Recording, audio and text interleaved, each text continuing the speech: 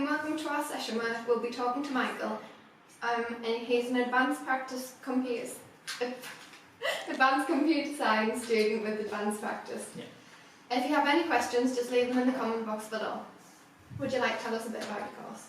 Yeah, so I'm on the computer science with advanced practice, and it's basically, so computer science as a master's, I've actually come in from a different degree. I did biomedical science for my undergrad, so this course kind of facilitated my move from a different discipline into this new field for me, and it's currently I'm doing a lot of decision analysis and machine learning. We're also doing things like object-oriented design and stuff like that, so pretty much just standard computer science stuff. So you started the course in January. Why did you choose to do that? So essentially, because I graduated last year in August, I felt like it was a bit too soon of a move to start a master's in a different field in that following September, straight away. But at the same time, I didn't want to wait a whole year to do the application in 2019. So I think that starting in January gave me the perfect waiting time, so that I was able to kind of just prepare from August to December, and have my application ready to send to Northumbria, and also read up on the reading list and stuff like that, without having to wait a really long time to apply again. And yeah, so it was kind of just a really good period that I didn't have to wait too long, but I also didn't have to start straight away. So could you explain a bit about advanced practice and what you think the benefits are? Yeah, so advanced practice is this period of the course. So usually a master's is 1.5 years, so it's 3 semesters. You do the 2 semesters and then you have the dissertation at the end. But with the advanced practice courses, you have an extra semester where you can choose to do an internship with a company, so it gives you that extra edge when you're coming out into the job market. You can also choose to study abroad. There's lots of international opportunities, or you can go into research groups at the university, which is really cool because often when you're on your modules and you're talking to your tutors and stuff like that, you kind of find out more about the things that they're working on and different research that's going on inside the university that you might not have known about. So it can be really interesting to go into that, and you can kind of work alongside your tutors and active research that's happening. And that kind of also helps inform you of the dissertation choices that you want to make after you come out of it, because obviously you do your dissertation afterwards. So it might be that you go in and you have an idea of what you want to do for your dissertation, but then you do the advanced practice and you kind of get a feel for industry or the research, and you might want to change direction and stuff like that, or you can focus your dissertation on the research that's you've just done or whatever, stuff like that. So yeah, that's really cool. How do you think that this course is preparing you for life after graduation? So there's definitely a lot of job preparation that happens. There's weekly career advice and employment things. The library has weekly drop-in sessions for employment, and just preparing your CV and stuff like that.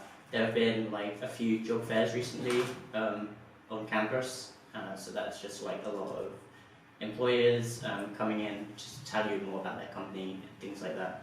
It can be really useful to speak to them directly in person, and then also you can get different companies that come in to give workshops and lectures. I think IBM came in the other day for a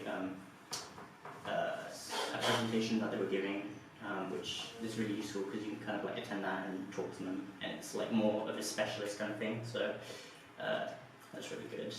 and it kind of just gives you that extra boost that you need just to break out into the job market. And also, I think starting in January kind of have its benefits there, because obviously you'll be graduating in in the following January, or in 2 years in that January. So you're not coming out at the same time that everyone else is when they started in September or something. You're kind of like coming out at a different cycle, so you have kind of less competition in a way, less people to compete with, because you started a bit later, so you come out a bit later, which is pretty good as well.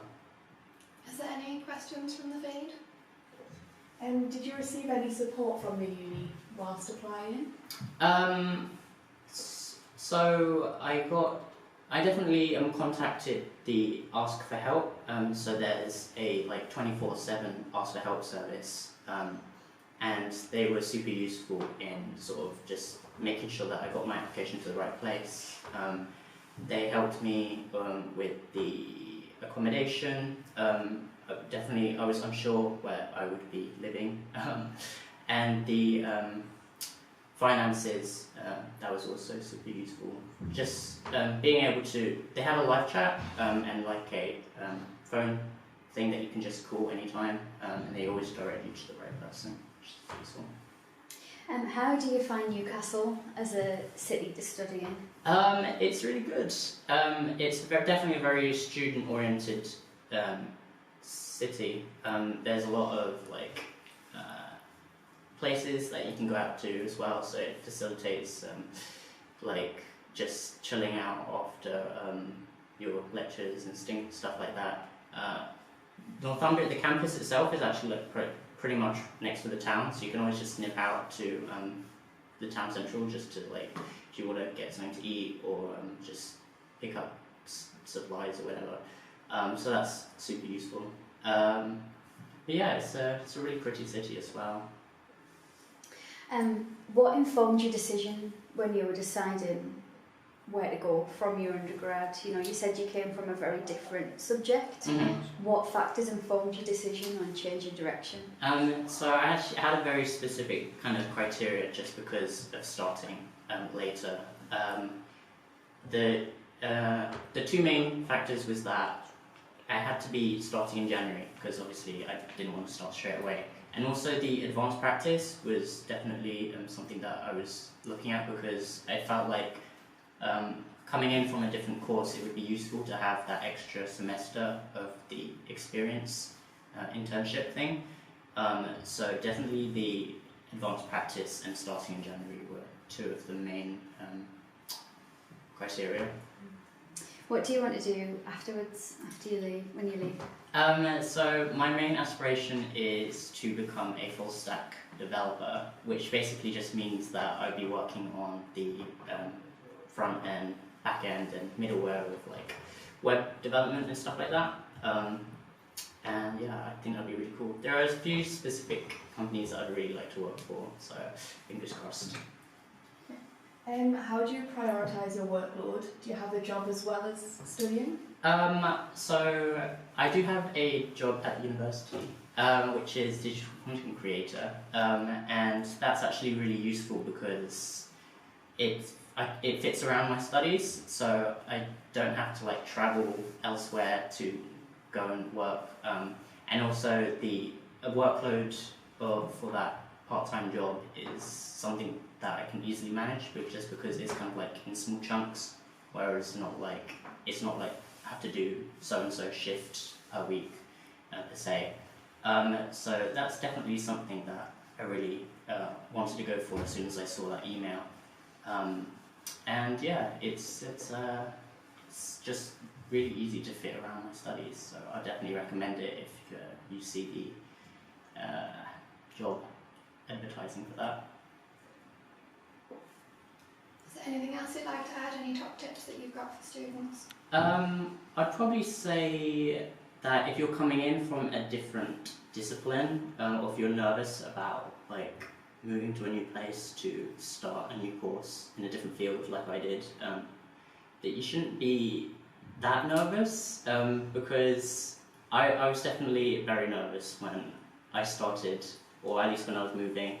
And there were a few times when I thought about just like not doing it, but it was really reassuring to hear your like course leader or the program leader just say that if your application's been like approved and you know you've been accepted to university, they accepted you for like a reason.